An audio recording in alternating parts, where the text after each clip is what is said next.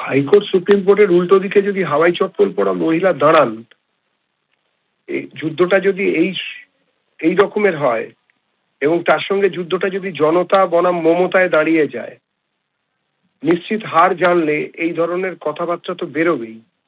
এ তো পাগলের প্রলাপ। মমতা এবং অভিষেক পশ্চিমবঙ্গের মানুষ দেখছেন, 15 বছর ধরে দেখেছেন। এবারে পশ্চিমবঙ্গের মানুষ মুক্তি চান। 26-এর নির্বাচন পাখির চোখ, বাঁচতে চাই বিজেপি তাই। এই শব্দবন্ধকে আশ্রয় করে 26-এর নির্বাচন তৃণমূলের বিসর্জন। পৃথিবীর কোনো শক্তি তৃণমূলের যাওয়াকে আটকাতে পারবে না। তৃণমূলের তরফে সাংবাদিক বৈঠক করা হচ্ছে, সরাসরি শুনবো। আর একটু এক্সটেন্ড করে বলতে চাই যে পশ্চিমবঙ্গ এখন মোটামুটিভাবে কসাইদের বদ্ধভূমি। এই কসাইরা আসছে উত্তরপ্রদেশ বা গুজরাট থেকে, এবং বঙ্গবাসীর তারা কখনো সিনা কাটতে চাইছে, ছাতি কাটতে চাইছে, রাং গর্দান কেটে কেটে দেখছে যে বাংলার রক্ত আর কতটা ঝরানো যেতে পারে। সারাক্ষণ একটা হুমকি, হত্যা, দাঙ্গা, বুলডোজার, এই ধরনের ভাষা সন্ত্রাস গোটা পশ্চিমবঙ্গ জুড়ে ছড়িয়ে পশ্চিমবঙ্গের পরিবেশকে নষ্ট করা হচ্ছে। এবং একটা হুমকি মানে গ্রেপ্তার, অ্যারেস্ট করব, এই একটা সারাক্ষণ হুমকি দেওয়ার ভাষা এখানে সারাক্ষণ ছড়ানো হচ্ছে।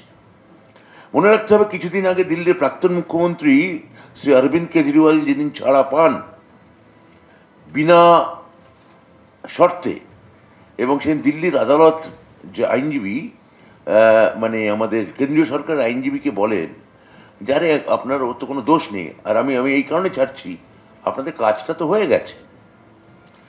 এই কথাটা সম্মানীয় বিচারক বলেন, আপনাদের কাজটা তো হয়ে গেছে, মানে আপনারা তো কেজরিওয়ালকে অ্যারেস্ট করে ভোটটা জিতে গেছে, তাহলে আর ওকে এখন জেলে ভরে রেখে লাভ কি?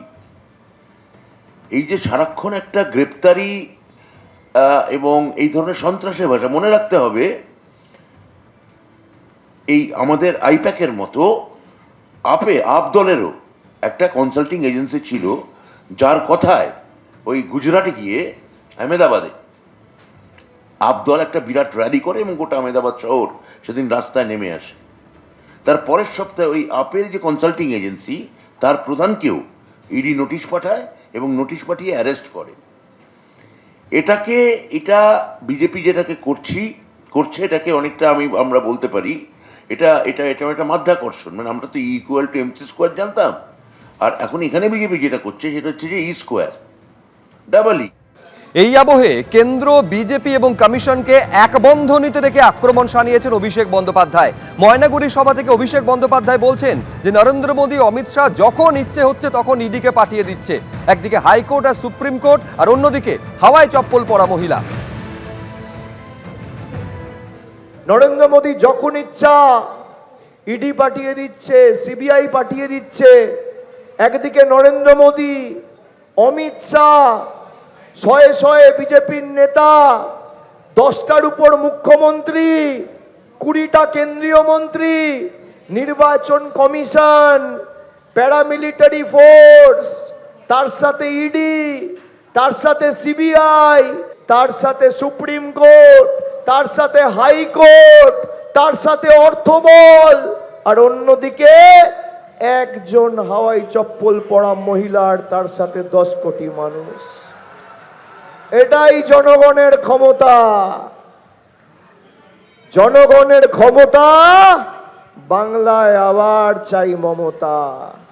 যতই করো হামলা, আবার জিতবে বাংলা।